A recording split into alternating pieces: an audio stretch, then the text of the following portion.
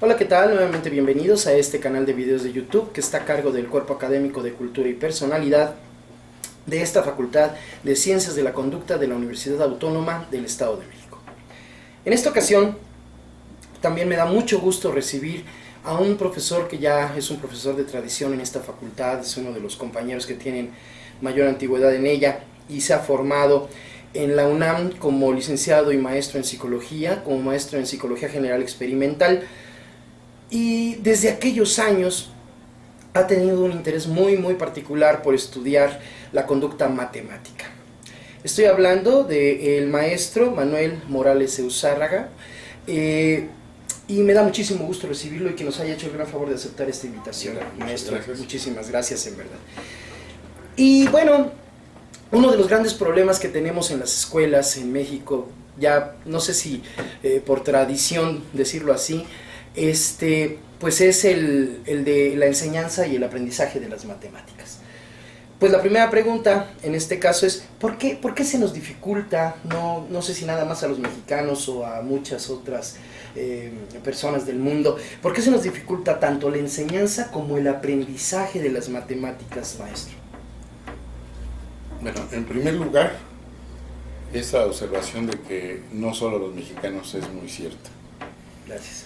Desde el año de 1991, la revista Newsweek publicó un artículo al que denominó el escándalo matemático. Ajá. Y se refería a que en los Estados Unidos de Norteamérica se hizo una evaluación nacional acerca del aprendizaje de las matemáticas en high school. Y los hallazgos que se encontraron fueron que, independientemente de la variedad cultural, de los orígenes pues de la población tan heterogénea de los Estados Unidos, encontraron resultados tan malos en Beverly Hills como en Harlem, como o sea, en general. fue parejo, ¿no? Y salieron bastante mal y fallaron en reactivos sumamente simples. Uno de los reactivos que publicó la revista en ese tiempo era un reactivo que preguntaba ¿dónde hay más bolitas? Ajá. Y aparecían varias casillas con el mismo número de bolitas, Sí. nada más que de diferente tamaño. Ajá. Y un gran número de estudiantes de high school respondían que había más donde las bolitas eran más grandes. No puede ser. Ajá. En psicología sabemos que eso tiene que ver con la cardinalidad, con la conservación, con los aspectos del desarrollo, si lo vemos desde Piaget. Entonces, pues por eso se le llamó el escándalo matemático. Ajá.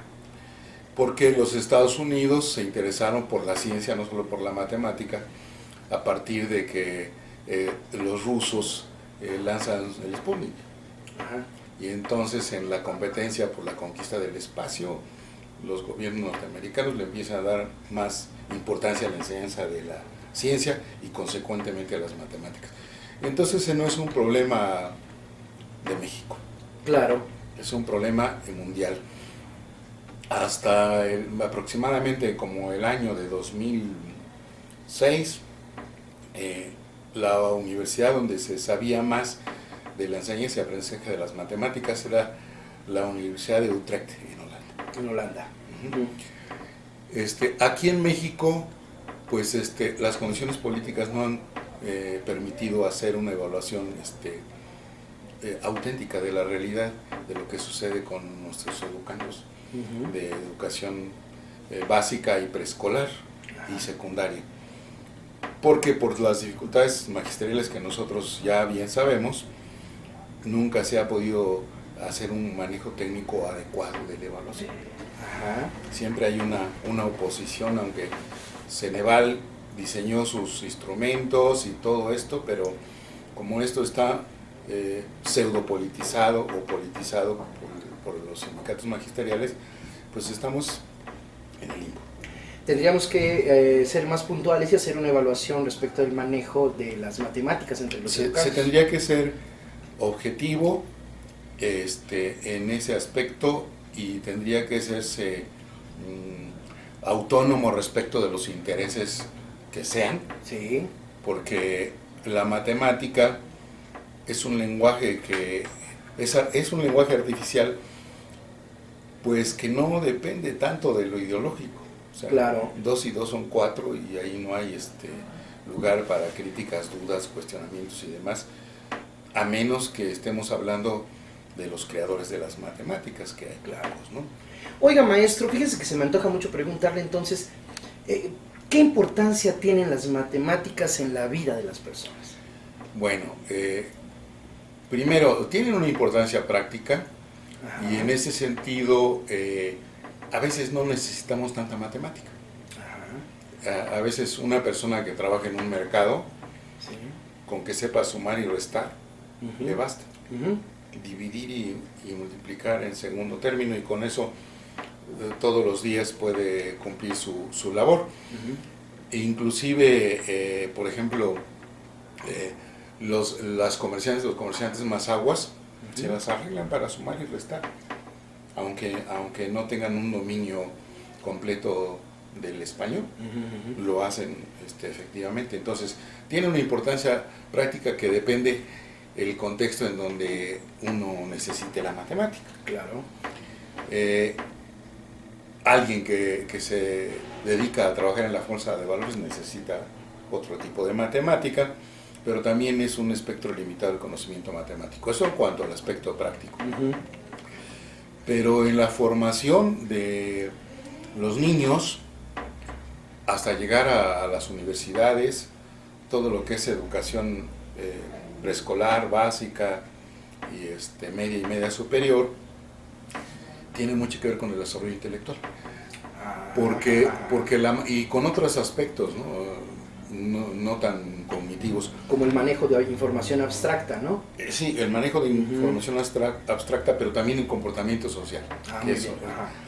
En cuanto a información abstracta, porque el número Sí. es un signo, un estímulo, como se le puede llamar de muchas maneras, pero que se refiere a todo. Se puede referir a cualquier cosa. Ah, o sea, ya puede ser aplicado a cualquier 5 cosa. ángeles son 5 ángeles, 5 brincos son 5 brincos, 5 luces claro, son claro, 5, claro. 5 pastillas son 5 pastillas. Perfecto. O sea, es uno de los lenguajes más abstractos y más generalizables que hay. Ajá. Pero en cuanto a los principios de cómo se combina la matemática, es autónomo, no importa que se le aplique. Una de las deficiencias que hay en la enseñanza de la matemática y que trasciende hasta los estudiantes que van a estudiar incluso matemáticas, es que se enseña una rutina de cómo resolver operaciones, pero no se enseña el razonamiento matemático basado en principios. O sea, qué interesante. A ver, ¿y eso en qué consiste, maestro? si nosotros preguntamos a un estudiante promedio, o a la mayoría de los estudiantes, pues casi de cualquier carrera, le preguntamos, a ver, si tú conoces los números naturales, ¿cuáles son los principios a que se sujetan, ¿no? ¿Qué propiedades tienen? Ajá. Si la propiedad conmutativa, asociativa, transitiva, Sí. etcétera. Algunos lo saben, pero yo nunca he conocido a alguien que me diga, a mí me enseñaron a aplicar los principios y con base en esos principios me enseñaron a hacer operaciones matemáticas. Sino que se enseña las tablas, así se resuelve una operación aritmética de los 4 tipos básicos y ya. Cuando uno toma un curso, por ejemplo, de aritmética maya, Sí. que yo tuve la fortuna de tomarlo con una doctora italiana muy rígida que decía, aquí no queremos calculadoras, no queremos números arábigos, no hay traducción de un sistema a otro. Ajá. Hay que aprender a operar con el sistema de los mayas, que es vigesimal. Ajá. Y ahí uno se da cuenta de por dónde tiene que pasar un aprendiz. No importa si es aritmética, no es lo de menos, eso es, digamos, algo así como exótico, pero el aprendiz, el niño, para él el mundo matemático es extraño. Ajá. Es extraño, ¿no? Entonces, eso es uno de los factores que de repente no manejamos ni los profesores ni los papás. La mayor parte de los profesores de matemáticas que yo he conocido y he trabajado con ellos y les he dado cursos, dominan la matemática. Lo que no dominan es la docencia de la matemática. A pesar de que hay una gran cantidad de textos que se acercan de un modo u otro a una didáctica de la aritmética y de la matemática, pero a pesar de todo eso, no. Y aún en el caso de que los profesores manejen bien una didáctica, hay otro problema, es el problema de las emociones. Ah, qué interesante, ¿por qué? Porque, de hecho, por ejemplo, en el CIMESTAB, que donde llevan una línea de investigación en cuestión de la matemática, llevan una línea psicoanalítica, uno de los problemas que abordan es la ansiedad de los estudiantes cuando tienen que aprender matemáticas, sobre todo ante el examen de matemáticas. Ajá.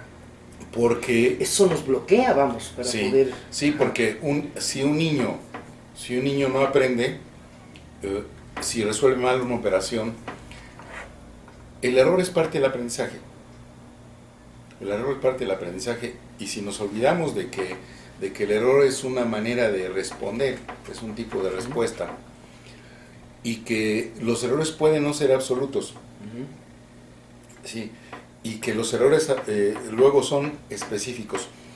Un niño puede cometer un error de escritura de los números, si los escribe chuecos, es decir, si no los pone alineados ni en columna ni en fila, o si el número no se parece a un número, al modelo. No se parece al modelo, y eso no es un problema ni de cálculo ni de aritmética, es un problema de escritura. Ajá. Es un problema de copiado. Sí. Pero si no se toma en cuenta eso, entonces estaremos por otro lado. Por otra parte, el niño depende mucho de las instrucciones, de lo que se le modele, de cómo se realimente de lo que está haciendo. De tal manera que si nosotros le ponemos al niño una multiplicación 11 por 11, el niño puede multiplicar de muchas maneras esos 4 números. Y en todas esas formas puede obtener un resultado aparentemente correcto. Por ejemplo, puede inclusive no multiplicar, puede sumar. Decir 1 y 1, 2, 1 y 1, 2. Que es un resultado incorrecto. Pero el asunto es, ¿qué hizo? Claro. ¿Qué hizo el niño? ¿No? Fíjese que ahí me viene un comentario, también porque lo que estoy observando es que quien enseña las matemáticas muchas veces no lo hace de manera adecuada. Entonces sería conveniente recomendar que quien va a evaluar una competencia poseyera la competencia. Y no ese es el problema. O sea, bueno, ni duda cabe que los profesores de primaria y bla, bla, bla que enseñan aritmética lo saben hacer. Bien. O sea, a lo mejor excepcionalmente no. Pero tiene mucho que ver con las condiciones de enseñanza. Sí. Esto que yo estoy diciendo, o sea, la matemática requiere una atención personal muchas veces. Exacto. Pero en un grupo de 50 estudiantes, como suele ser en las universidades mexicanas y en las primarias mexicanas y en las secundarias mexicanas y en general del tercer mundo, ¿qué hace un profesor con 50 estudiantes? ¿Cómo puede realimentar uno por uno? O sea, yo de ninguna manera diría que es que los profesores estén fallando, ¿no? El sistema está fallando. El sistema educativo está fallando desde el momento en que piensan que que 50 gentes contra uno es posible que lleve una práctica adecuada. No es posible que un profesor, no digamos en aritmética, en matemáticas, en ninguna asignatura puede tener una práctica. Podría ser algo antipedagógico tener grupos tan grandes para, sobre todo las matemáticas. Yo diría que a pesar de esas condiciones tan desfavorables, hay profesores magníficos que lo logran, y hay estudiantes que lo logran a pesar de que las condiciones no son las más favorables. ¿Sí? A veces, se preocupan mucho por sacar un estudiante que vaya a las olimpiadas de las matemáticas, pero a veces es mérito del estudiante o de la familia o del profesor que le dedica tiempo particular, pero no del sistema. Nosotros tenemos un problema de autoridad en el sistema educativo nacional. Sí. La autoridad en que se basan los sistemas educativos es política, no es de expertez. No me diga eso. O sea, no me vas a decir que el actual secretario de Educación Pública es experto en enseñanza de algo. Bueno, no sé. Nada más hay que ver su currículum, qué estudió y qué escuela O sea, estudió. usted sugeriría que quien se encarga de la educación fuera alguien que supiera de educación. No necesariamente, Entonces, pero que sí que tenga un staff que sepa. Ajá. El otro lado son los profesores. Muy O bien. sea, yo creo que hay temas, los temas laborales y políticos del magisterio son una cosa, y todo lo que es la enseñanza, los procedimientos de enseñanza, los procesos de aprendizaje son otra cosa. Ese es a lo que vamos a Sí, enfocarnos ahorita. Sí, exacto, Muy bien. exacto, Ajá. porque todas estas cosas que estoy hablando, que son el esquema político y todo eso, no justifican que no se haga bien. Bien, entonces, ¿cómo ¿Por le qué? hacemos para que se haga bien? Bueno, primero, no es el asunto tanto del conocimiento de las matemáticas que tenga el profesor, o sea, no basta.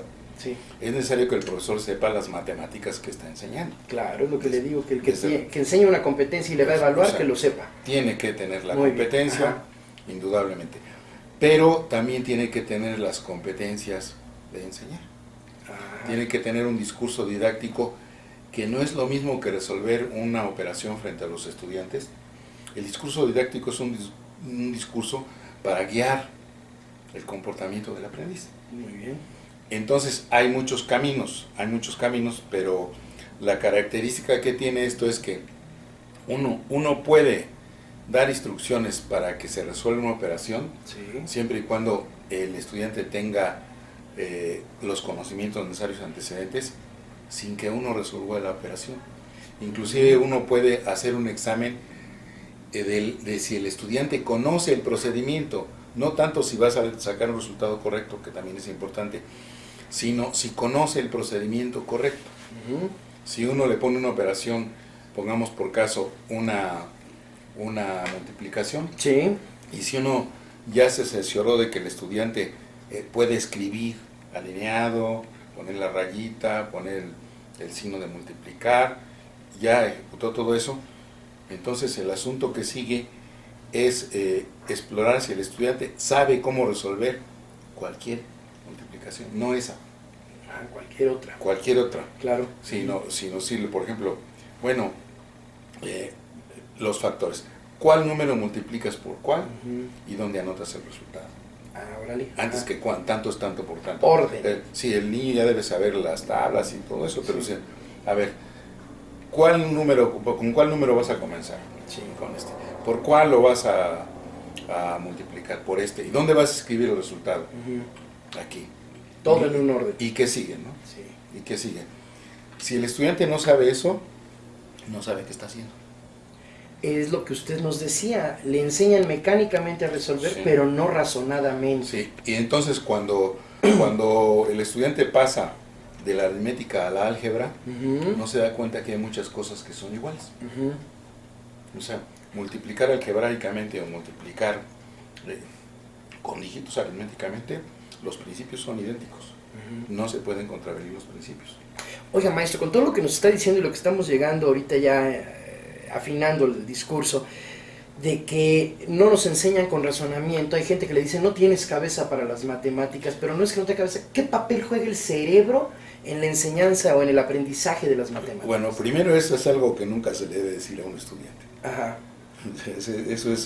Eso es un atentado contra su humanidad. Pero se oye muy frecuentemente. Sí, pero es muy feo. Bueno, está bien, ajá. Es a donde me refiero, que esa parte es la parte humana es la que falta, ¿no? Claro. Ahora, ese es otro asunto que afortunadamente en estos días ya se está tomando en cuenta. Claro. Ya las neurociencias se están asomando a la enseñanza y al aprendizaje y eso es muy bueno. Sí. Pero el cerebro tiene varios momentos en que cambia mucho. Ujú. Yo estudié por ahí antes de los 70s y la idea que había del cerebro era muy diferente de la que nos dicen actualmente las neurociencias. Claro. O sea, Sí ha habido muchos avances. sabemos que las neuronas se mueven, se reconectan, cosas que en ese tiempo no se sabían, ¿no? Ajá. Y hablando del desarrollo de los niños, es importante conocer el desarrollo del cerebro y tener una idea general de su desarrollo, porque En la niñez, en la primera infancia, es cuando hay mayor plasticidad del cerebro.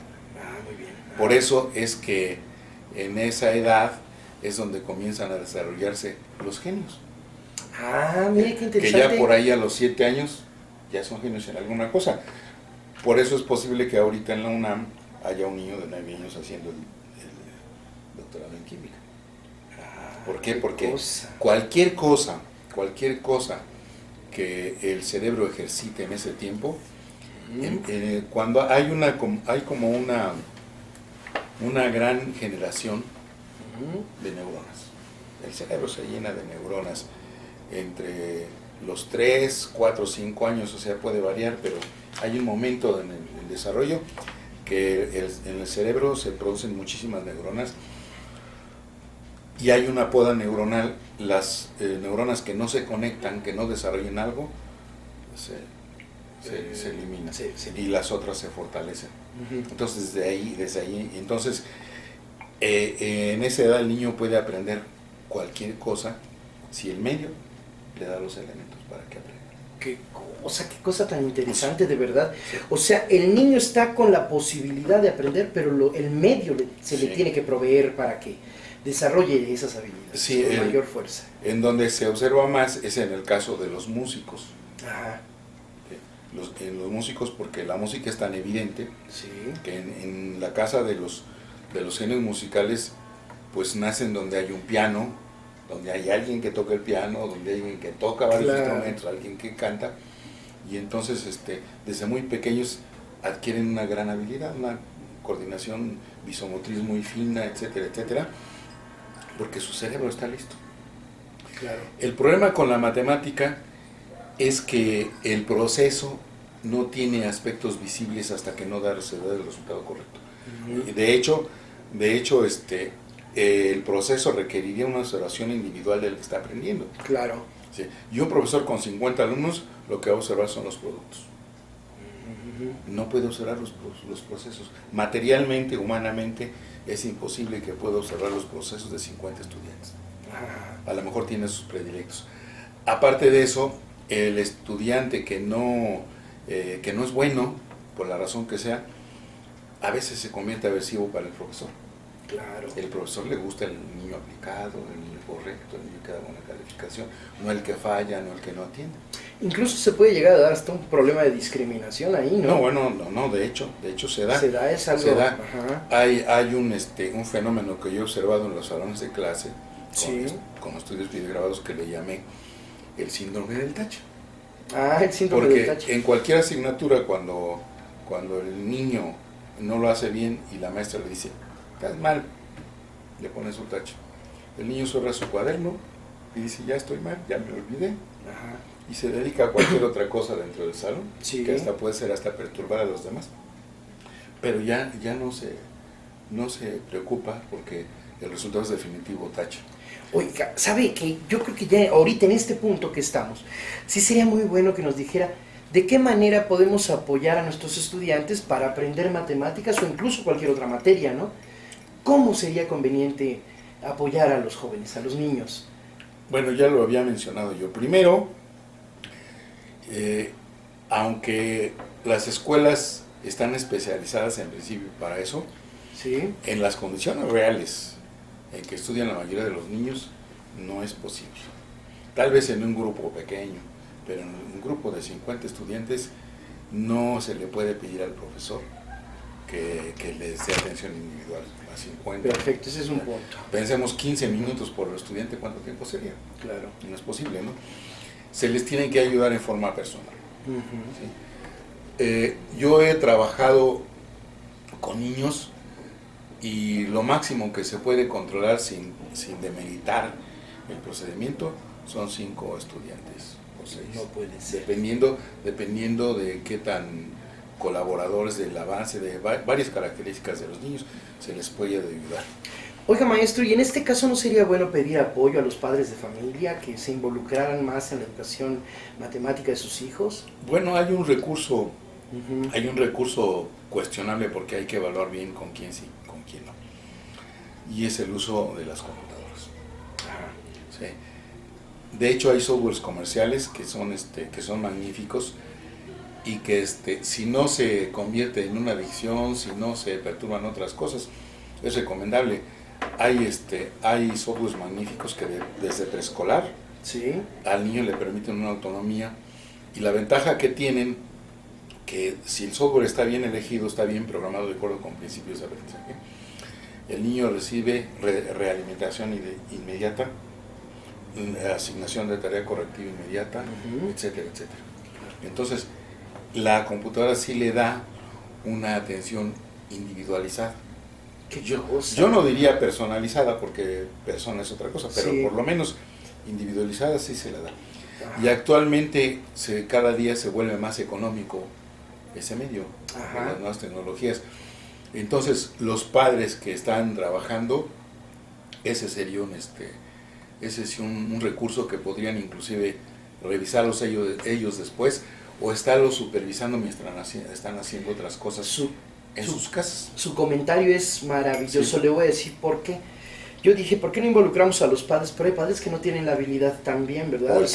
O el tiempo, y sí pueden hacer uso de los recursos que hay a nivel de internet, ¿no? Como para apoyarse y poder... A nivel de internet o de programas que venden. Lo que pasa es que también si los padres no le dan importancia a eso, sí. si piensan que la matemática no facilita el desarrollo intelectual, pues es como la música igual, si piensan que no lo facilita, no va a haber. Porque también el mercado, o sea, la oferta de productos, pues depende de la demanda. Claro. Si los papás no le dan importancia a eso, en un cierto tiempo salió un sobreteclado para bebés, que era un teclado que se ponía sobre un teclado convencional, y entonces el bebé, antes de entender qué cosa es una computadora, y antes de entender muchas otras cosas, estando apenas en un desarrollo visomotriz, aprende a interactuar con una pantalla y con signos y con cosas y con movimientos. Primero con un movimiento burdo, manotazos, puñetazos, después un dedo, 2 dedos, etcétera, hasta que brinca al teclado. Y eso lo puede hacer un bebé, pues dependiendo del avance de su desarrollo, pero están posibilidades de hacerlo aproximadamente desde los 3 años, están posibilidades de empezar a hacer eso. De tal modo que cuando llegan a los 5 años están habituados. Qué caray, muy bien. Por otra parte, en cuanto al aprendizaje de cualquier cosa, incluida la matemática, la manera realista en que un padre puede ayudar es el acompañamiento y la supervisión. Acompañamiento, supervisión y apoyo, yo creo, ¿no? Sería el apoyo. Si el papá no tiene las habilidades, el tiempo, las ganas de decir, esto se hace así, así, así, asado, eso sí se lo dejan al niño en la escuela, ahí está tu tarea. Lo que tiene que hacer es vigilar que la haga y realimentar si la hizo bien o no, e insistir y programársela de tal modo que las cosas que al niño le gustan estén condicionadas a eso. Porque ni modo, es lo que le espera al niño. Claro. Pero si tan solo con la supervisión y el acompañamiento, y sobre todo que los materiales siempre los tenga a su disposición, todos los materiales que necesite que los tenga a su disposición, a los 5 años un niño bien cuidado, bien nutrido, etcétera, etcétera, puede ser completamente autónomo en hacer tareas. Al grado de ni siquiera sería necesario decirle, haz tu tarea. Se puede con un niño que diga, se vuelve una responsabilidad. Voy a hacer mi tarea. Se puede tener un niño que no pregunte, a menos que sea indispensable, o que pregunte muy poco. Autodidacta. No tanto como autodidacta, porque va a la escuela, pero por lo menos que sí vaya cumpliendo. Claro. Que sí vaya cumpliendo. Que se haga cargo de sus... obligaciones. Entonces, vigilar que las realice y luego supervisar la relación con los maestros. Eso se puede hacer, pero eso es para cualquier asignatura. Claro. En el caso de las matemáticas, en preescolar es relativamente simple, porque lo único que se necesita es que el niño juegue.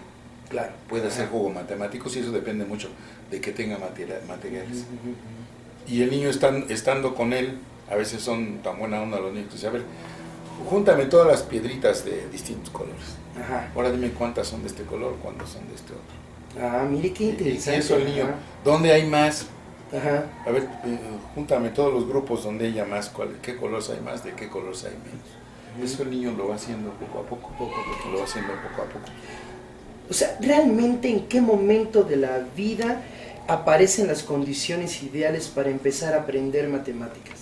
Ya a tener noción de número, de cantidad, de que ya no nos haga una mala jugada la percepción de las bolitas grandes, las bolitas chicas, que de verdad ya estemos con un cerebro, voy a utilizar el término maduro, para aprender, recibir la información matemática y que nos sea útil por razonamiento y no de forma mecánica, maestro. ¿A qué edad?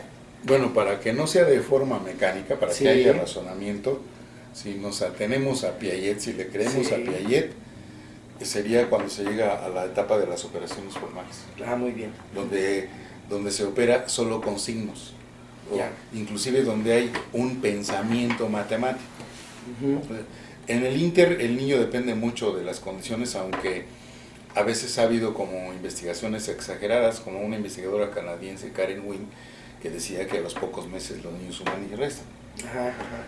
Lo que pasa es que, bueno, sus experimentos tienen como muchas deficiencias, y además tienen atrás como una teoría innatista muy centrada. O sea, Sí. es la idea de que nacemos con módulos, Ah, casi ya nacimos con un módulo para ser psicólogos, ¿no? ajá. Algo así, ¿no? Y lo cual es muy exagerado. Pero hasta ahorita yo no ubico a alguien más serio Ajá. que Piaget. No, claro. sí. Para hablarnos de esa etapa de las operaciones formales, que bueno, hay un rango de edad, pero más bien es qué cosa es la operación formal. Ujú.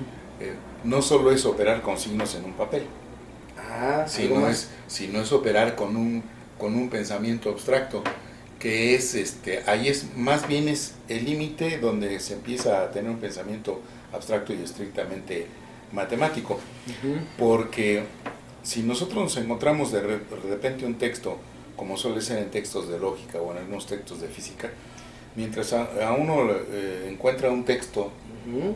normal, Sí. explicativo, de repente hay autores que, como saben bien de qué están hablando, dicen, y entonces si A porque B, y sobre Claro. ese, Ajá. si uno no tiene desarrollado ese pensamiento formal, ahí se pierde. Ajá. Y vamos entonces, Sí. tenemos una etapa, ¿no? Sensorio-motriz, una etapa preoperatoria, una etapa de operaciones concretas y esta de operaciones formales. ¿A qué edad aproximadamente aparece? Digo, yo sé que varía incluso a partir de las culturas, No, puede variar pero, muchísimo. ajá, pero ¿a qué edad aproximadamente Puede variar nos muchísimo. comenta Piaget que lo encontró o usted ha observado en su práctica? Y yo preguntaría en qué país, porque Sí, por eso le digo que tiene que ver hasta con aspectos culturales. porque a lo mejor en México se llega a la universidad sin tener pensamiento formal, desafortunadamente. No, porque pero hay un promedio, ¿no? De edad en el que podemos decir que empieza a aparecer y ya después se consolida, ¿no? pues la verdad yo no tengo el dato y no creo que exista. Ah, ahora. Porque no hay vamos, cuando yo trabajé para Ceneval me di cuenta que el fundamento teórico y su consecuencia metodológica y todo eso Sí, brillaron por su ausencia. no me diga. Entonces no se pueden afirmar esas cosas. Yo sé que lo que estoy diciendo y lo asumo, pero brillaron por su ausencia, entonces hay afirmaciones que no se pueden hacer. Ujú. ¿Por qué? Porque en México ese asunto está más politizado que en otros países. Bueno, entonces, para ir cerrando esta tan súper interesante, de verdad, muy, muy interesante charla, yo quisiera preguntarle si hay alguna diferencia entre los hombres y las mujeres respecto de la facilidad para manejar la información matemática. Le comento esto porque fíjese que en cuestiones de carácter incluso biológico y psicológico se ha encontrado que todo parece indicar que los varones tienen un manejo más, que tienen manejo con mayor facilidad para información abstracta que las chicas. ¿Esto es así? ¿Se nota en el aprendizaje de las matemáticas, en el manejo de información matemática? No se nota. No se nota. En la investigación, aquí en México no se ha estudiado, pero en esa investigación que del escándalo matemático que hicieron en Estados Unidos, Sí. no hay diferencia genérica. Ah, muy bien. No hay Ajá. diferencia de género. Ahora, Pues se saben muchas cosas, sí hay diferencias entre el cerebro femenino y el masculino. Claro, Pero las diferencias son compensatorias.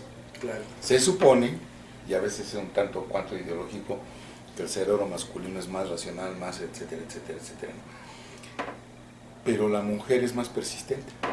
Claro, sí, efectivamente. Y entonces, para el trabajo operativo de la matemática, la persistencia También es importante. es muy importante. Claro, no nada más es tener la habilidad, ¿no? Sino también la perseverancia para lograrlo. Ahora, también hay algunos aspectos históricos que impiden hacer una comparación legítima.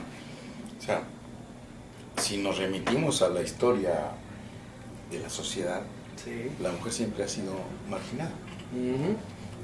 La mujer, si pensamos, hay un historiador muy bueno, Philippe Ariel, que nos remite hasta el año 1 del Imperio de Roma. A la mujer se le asignó desde un comienzo la crianza de los niños. Ajá. O sea, primero, por razones de religión. Bien. O sea, la iglesia marcaba que hacía, por lo menos en el mundo occidental. Sí.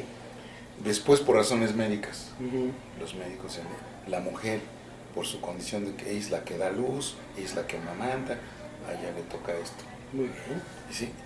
Y después, por la política. Hay que acordarse que hasta el 57, creo, es cuando la mujer obtuvo el derecho a votar. Muy bien. Entonces, yo creo que todavía eso está por verse. Ujú. Esas cosas están por verse, porque si pensamos en algunos inventores, en algunos genios que trabajaron con sus mujeres, como Curie, Curie. entonces vemos que uno de esos casos, aunque se sabe que tan genial era uno como el otro, sin embargo, Marie Curie está marginada, está en la sombra, no es la punta de lanza. no es la punta de lanza. Ujú. Entonces, yo creo que ahí eso está por verse. Esto quiere decir que a pesar del discurso social de diferencias entre hombres y mujeres, ya en la práctica, en la aplicación, por ejemplo, de las matemáticas, no se observan diferencias por sexo. No es posible, porque hay una distribución previa Sí. de tipo cultural o político del poder y del acceso. Simplemente, ¿cuántas mujeres hay estudiando ingeniería? Ajá. Claro, sí, o cualquier ciencia relacionada con la matemática? O sea, hay dominios que todavía son predominantemente masculinos. Claro. Entonces no hay condiciones para evaluar las diferencias. Ah, muy bien, es a lo que usted se refiere. Si no hay las condiciones, o sea, poquitas mujeres es como evaluar la competencia de los hombres para aprender psicología. Claro. La mayor parte de las escuelas de psicología, Sí, ya tienen chicas. por lo menos aproximadamente el 75% es población femenina. Ajá. Sí, y lo mismo pasa en esas otras áreas, ¿no? Más bien es masculina Sí, que... Ajá. y sin embargo, a pesar de esa diferencia genérica en las escuelas de psicología, todavía el campo de la investigación está dominado por varones. No, qué cosa tan interesante, ¿Sí o no? de verdad. Sí, sí, sí. Pero no sé si tú recuerdas a la doctora Rocío Hernández Pozo. Bueno, la oí nombrar, no recuerdo. Ella Había tenido el gusto. hizo una investigación sobre investigadores Ujú. nacionales. Muy bien. Y una de las comparaciones que hizo, una de las tantas comparaciones, fue de género. Ujú. Y encontró que las mujeres, aspectos positivos, se dedicaban más horas a la investigación, Ujú. producían más en la investigación, eran más apegadas al método, etcétera, que los varones. Sí. Aspectos negativos. Aspectos positivos, se oye raro, pero abandonaban más a sus familias que los hombres. Ah, sí. Eso ha de haber sido por ahí, ya no me acuerdo el año exactamente, pero fue Salinas, en el periodo de Salinas, porque en el periodo de Salinas, creo que fue 82, fue Premio Nacional de Investigación. Fíjese qué Rocío, cosa. y uno de los trabajos que hizo fue ese. Qué interesante trabajo. ¿Eh? Entonces yo creo que para que podamos hacer una comparación genérica, falta mucho. Sí se podría empezar a trabajar con los niños, Ujú. pero estandarizar las condiciones de aprendizaje, las condiciones de vida, las condiciones de trato en las casas, pues sería... Es difícil uniformar. No se podría fácilmente establecer condiciones equivalentes para poder hacer una comparación. Yo sé que entonces esta pregunta que le voy a hacer ya para cerrar nuestra plática es algo difícil de contestar por lo siguiente. No podemos uniformar. No todos aprenden al mismo ritmo, no todos tienen la misma capacidad, no tienen el mismo profesor, algunos tienen más habilidades que otros, pero en términos generales, ¿qué recomendaciones nos da usted para que las matemáticas puedan ser enseñadas y aprendidas de una manera más eficiente? Pues aunque tal vez sea muy difícil, pero Sí. todo el tiempo que el niño entra, se escolariza, digamos del preescolar hasta el tercer grado, requiere una vigilancia individual por parte de los papás. Ese es punto número uno central. Sí. Antes de que se revele si tiene o no problemas de aprendizaje. Si tiene o no problemas, los problemas de aprendizaje operan de tercer grado para abajo. Si un niño llega exitosamente al tercer grado con un aprendizaje auténtico, la escuela le puede resolver los problemas que siguen. Solamente que hay una cosa, las evaluaciones escolares tampoco son completamente transparentes. O sea, si uno aplica una prueba independientemente de la escuela, que digo, bueno, el niño puede ir en segundo grado, tercer grado, en cuarto, hasta en sexto grado. Sí. Ajá. Pero yo le voy a hacer una evaluación de aritmética para esos grados. Claro. Que no tiene que ver con el año en que lo escribieron en la escuela. Puede ser que el niño me salga estando en sexto, me salga en tercero. O sea, tiene las habilidades de tercero, de cuarto. Eso no se puede compensar con nada. O sea, porque si los papás descuidan todo eso, no se puede compensar con nada. O sea, yo he sido testigo de niños que salen en la primaria y que no tienen habilidades ni de tercer grado. Fíjese que es que lo que dice usted me recuerda. Tuvimos una maestra especialista en problemas de aprendizaje, también la entrevistamos. Y yo le pregunté desde mi ignorancia que qué tanto se debía a problemas cerebrales, ¿no? El no aprender. Y me dice que cree, sí hay niños que tienen problemas cerebrales, pero el 80% de los problemas de aprendizaje, sobre todo pues en el área de matemáticas, de español, ¿no? De gramática, se debe al abandono de los padres respecto de sus hijos. Y lo que usted nos dice de que hay que tener una atención muy específica, muy individualizada con el niño en una etapa importantísima de su vida para que después tenga un desarrollo más pleno a nivel cognitivo, me deja claro que eso es lo que nos está fallando actualmente. Yo nomás le agregaría una cosa sí. a ese comentario de la maestra, porque yo he trabajado con poblaciones marginadas. Muy bien. Y tuve un caso que trabajé con una familia entera, pero la mamá que era la que tenía más instrucción había llegado al tercer año. El papá no hablaba español. Ajá. Entonces, esas condiciones también cuentan, y estas dos personas, el papá y la mamá, eran sumamente cuidadosos de la educación de sus hijos, pero no tenían recursos escolares, técnicos, aritméticos, de lenguaje, ni nada, no tenían recursos para apoyar a sus hijos. Claro. Entonces, eso tiene sus asegúnes. Yo diría que si los padres tienen la instrucción, pues entonces sí podríamos pensar que los padres están fallando, porque si el padre fue escolarizado, digamos, hasta bachillerato, pues no tiene excusa. Pero en este caso, las personas que digo ya es diferente, ya entran otro tipo de situaciones. Aparte de eso, tuve la oportunidad, inclusive hasta los maestros cuentan en ese aspecto, digamos, antropológico. En Temuaya asistió a una escuela primaria a hacer unas observaciones precisamente sobre conteo matemático. Y encontré que los niños habían aprendido a contar en otomí, hasta el 3 o el 4. Llegando al 3 o el 4 se brincaban al español. Pero los profesores también hacían lo mismo. Mientras tenían problemas sencillos, podrían hablar en su lengua. Pero cuando los problemas se complicaban, se brincaban en español. Oiga, esos son otros aspectos que en México cuentan mucho. Claro. En México cuentan mucho porque, y sobre todo en la región centro, porque ya sabemos que la mayor parte de población indígena es paradójico, pero radica en el Distrito Federal y de ahí para alrededor se distribuye. Pues es increíble, usted nos ha puesto en alerta sobre muchos puntos rojos que hay que tener en cuenta, pues no solo para enseñar matemáticas, sino para planear de mejor manera la instrucción que se les va a ofrecer a nuestros niños, ¿no? Y nuestros jóvenes, porque sí, la variedad cultural, los recursos económicos, la atención que los padres puedan ofrecerle a sus hijos, el que las aulas estén saturadas con grupos de 50 niños, que no se dé una atención individualizada, pues en la medida de las posibilidades, ¿verdad? Para que el niño aprenda, para que desarrolle habilidades de manejo de información abstracta. Son muchos puntos rojos que yo creo que debemos atender y que sería muy importante tener en cuenta si alguno de ustedes se piensa dedicar a el área de educación, ¿no? En particular psicología educativa, pedagogía, o que quisiera ser docente en alguna escuela pública o privada, ¿verdad?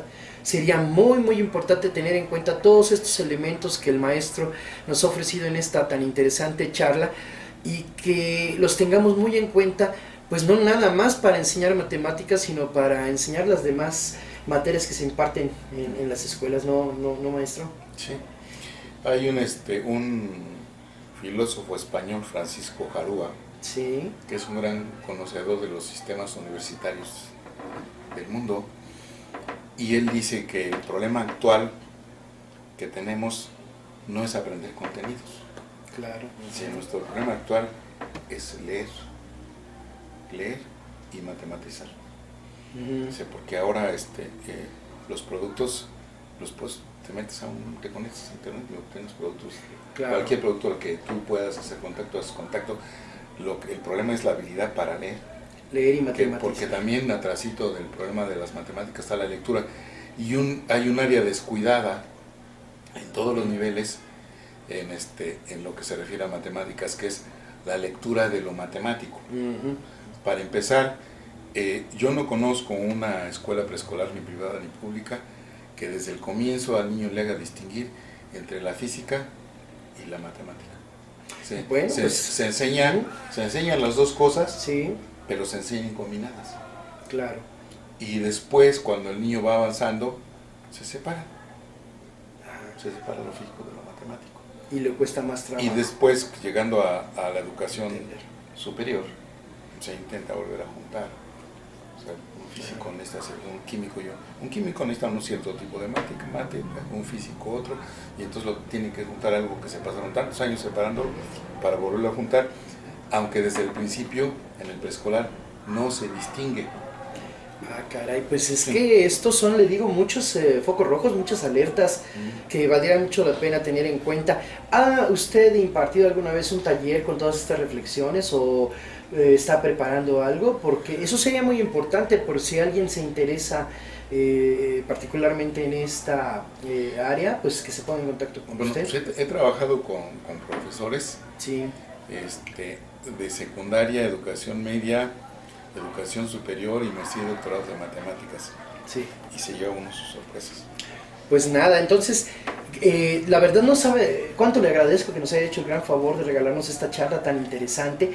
Y mire, a nosotros no nos gusta triangular la comunicación con nuestros seguidores, de tal manera que si usted no tiene inconveniente y si tiene a bien, nos regala su correo electrónico para que quien esté interesado se ponga en contacto directo con usted, por favor. Claro que sí. Sí, ¿cuál es su correo? Es ACT de tamal, ajá, 2006, ajá, @ sí, hotmail.com.